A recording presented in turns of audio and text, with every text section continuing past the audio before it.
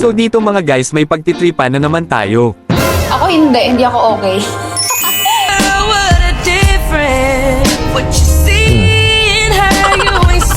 Depende kung sino yan.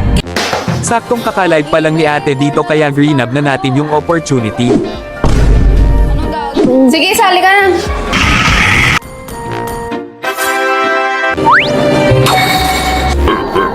Dito sa mid lane tayo napunta dahil magro-roam si ate. Ako ulit mag-support. Tanatamad na ako Okay. Kung makikita nyo guys, 4 na lang yung star niya. Kaya naman bubuhatin natin siya. Gagawin nating 3. Huwag mong subukan. Game na. Rafaela yung pinik niya dito guys at yan ang hero na ating haharangan. Grab. Gulat ka, no? Tama ba to? Dati, ngayon trip-trip na lang. Nag-swap pala kami dito ng role ni ate dahil may matinong taong nag-comment. Roam drop. Tapos may drop pa Ella. Hindi nila alam na mas pinadali lang nila ang aking gagawin. Tignan na lang natin kung ano ang magiging reaksyon dito ni ate. 1 hour later. Hoy! Gago ka.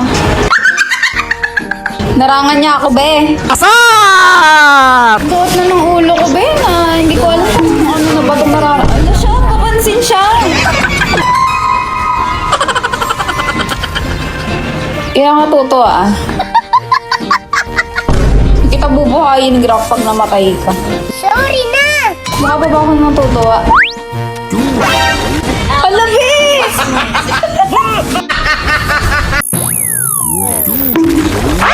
Hindi na talaga ako natutuwa. Oh, ba't ka nagagalit? Nag-joke lang ako eh. Nagkabadripan eh, no? Nakakasama ng loob. Si Grok kasi! Bala ka dyan, hindi kita tutulungan. 3 stars is baby. Tanggap ko na. Nagpapa-epic na lang nga ako eh. Gagi ka, wala na to. Paano masabi?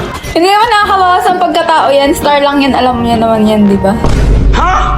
Mythic ako, be! Pa-legend! Huwag kayo iiyak. Halo! Tignan mo siya, talaga papansin!